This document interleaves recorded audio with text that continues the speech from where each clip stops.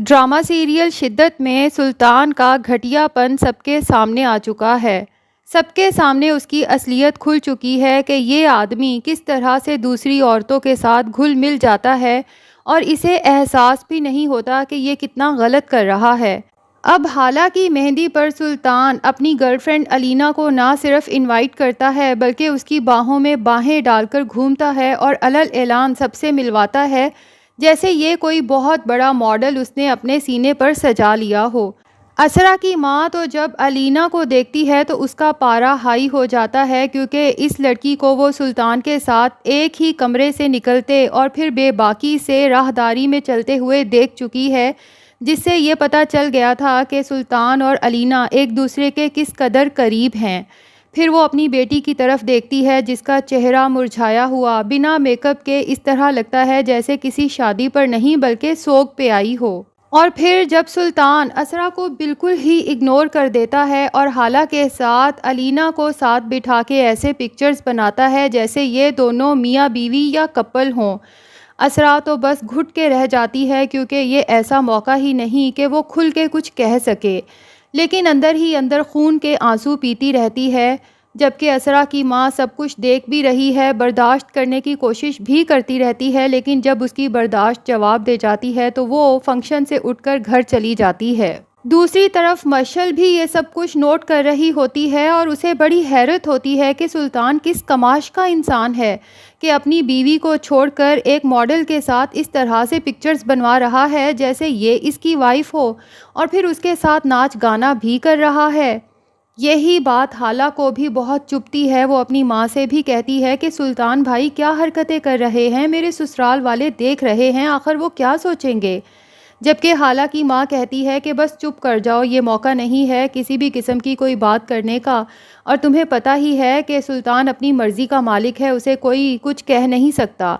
इसलिए बेहतर यही है कि इग्नोर करो और फंक्शन को खुश असलूबी से गुजरने दो। अब असरा जो कि गुस्से से भरी बैठी है, जिसे सुल्तान ने मुस्तकिल ना सिर्फ इग्नोर किया है बल्कि उसकी बहुत तज़लील भी की है, उसके मेकअप पर क्रिटिसाइज़ और उसके ही सामने मशल की इतनी तारीफ़ें जो कोई भी बीवी बर्दाश्त नहीं कर सकती, और मशल को भी ये बात पसंद नहीं आई कि अपनी बीवी को छोड़कर सुल्तान मेरी तारीफ़ें किस लिए कर रहा है।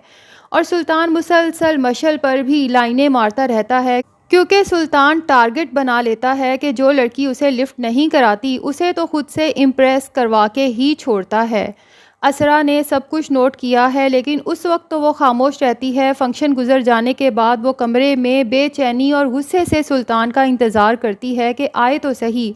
आज दो टोक बात करके रहेगी कि ये सब क्या था, मेरी इतनी बुराइयाँ, वो भी मशल के सामने, वो क्या सोचती होगी। और उसके बाद अलीना के साथ इतना बेबाक डांस, आखिर सब लोग क्या सोचते होंगे। और सुल्तान इतना शातिर इंसान है कि उसे पता तो है कि उसने बहुत घटिया हरकतें की हैं, लेकिन उसे ये भी पता है कि मैंने किस तरह दूसरे पर चढ़ाई करनी है कि दूसरा मुझे कुछ कह ही ना सके। अब जब वो रूम में आता है तो असरा का चेहरा देखते ही मिनटों में समझ जाता है कि ये अंदर से भरी पड़ी है, तो फ़ौरन अपनी शक्ल पहले से भी ज़्यादा घटिया बना लेता है और कहता है कि तुम्हारे घर वालों ने तो मुझे आज बहुत शर्मिंदा करवा दिया।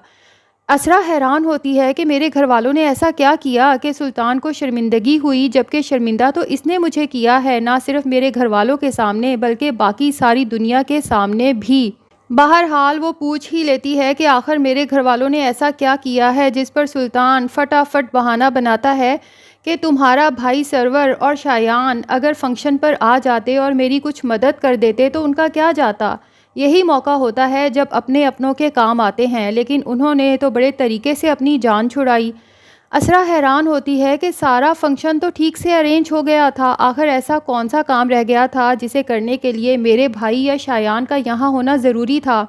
और फिर मेरे घर वालों ने हाला के लिए इतना खूबसूरत गोल्ड का सेट गिफ्ट किया है, इतने पैसे गिफ्ट किए हैं, ये सब सुल्तान को नज़र नहीं आता, जिस पर सुल्तान असरा पर चढ़ाई कर देगा कि छोटा सा सेट देकर और कुछ पैसे देकर तुम लोगों ने एहसान कर दिया है। यही तो बातें मुझे तुम्हारी बुरी लगती हैं। मैंने या मेरे घर वालों ने तो तुम लोगों से पैसे या गोल्ड का सेट नहीं मांगा था, तुम लोगों ने खुद ही दिया और खुद ही एहसान भी जता रहे हो।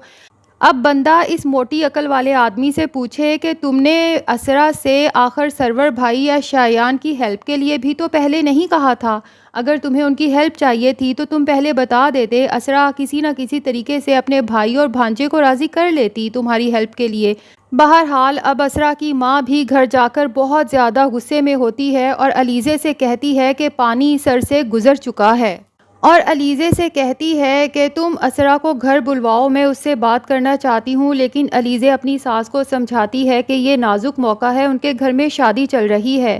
ایسے میں اگر ہم اسرا کو بلاتے ہیں تو وہاں پر بدمزگی ہوگی، شادی کا فنکشن بخوشی گزر جائے، اس کے بعد ہم اسرا سے بات کریں گے۔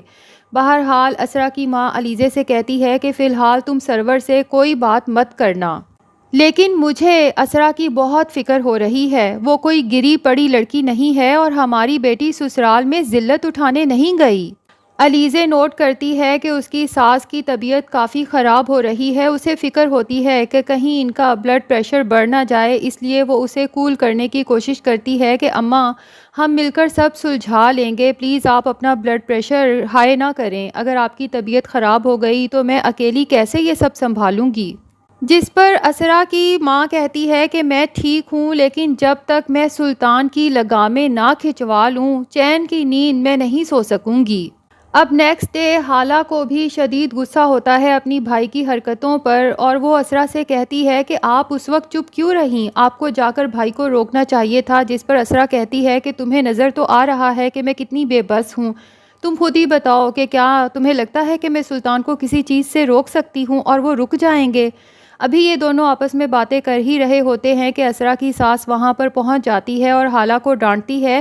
کہ تم اسرا کو کس طرح کی پٹیاں پڑھا رہی ہو۔ عقل مند عورت وہی ہوتی ہے جو مرد کے دیے ہوئے دکھ تکلیف کو جھاڑ جھوڑ کر فوراً اٹھ جاتی ہے اور بھول جاتی ہے کہ مرد نے کیا کہا تھا۔ گھر اسی طرح بستے ہیں، اور اسرا کو سمجھاتی ہے کہ سلطان کی تمام باتوں کو اگنور کرنا سیکھو اگر گھر بسانا چاہتی ہو۔ اسرا تو حیرت سے اپنی ساس کی باتوں کو سنتی رہ جاتی ہے، جبکہ حالہ سے اب برداشت نہیں ہوتا تو وہ اپنی ماں سے کہتی ہے کہ ماں آپ کی تو الگ ہی دنیا ہے،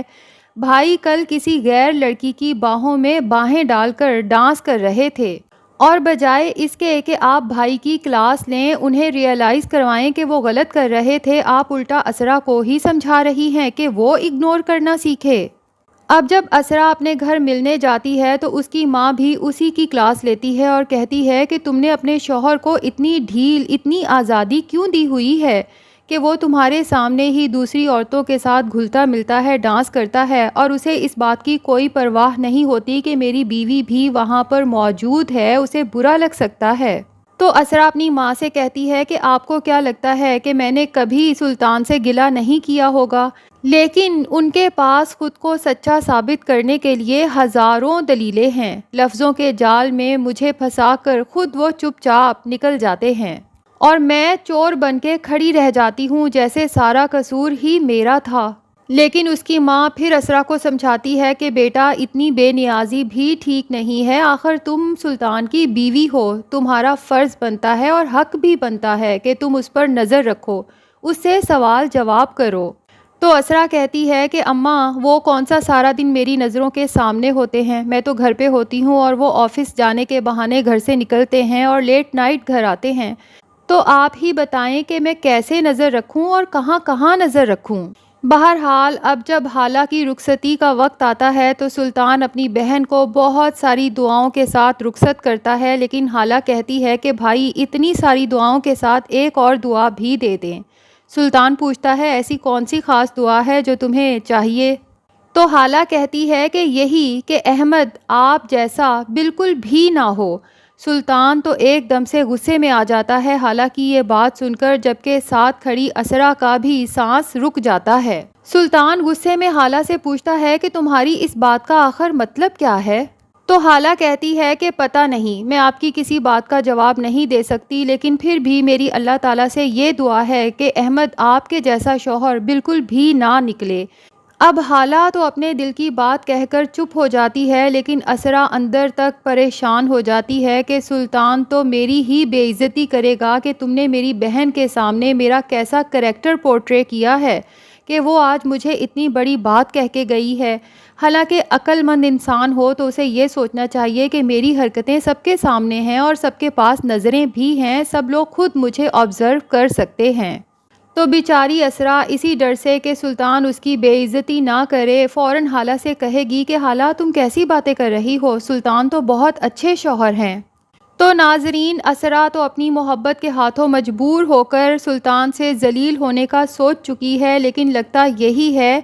کہ نوفل، اسرا کی ماں اور مشعل مل کر اسرا کو ضرور ریئلائز کروائیں گے کہ وہ ایک ٹاکسک ریلیشن شپ میں ہے اور ایسے آدمی کو ٹھیک کرنا بہت ضروری ہے۔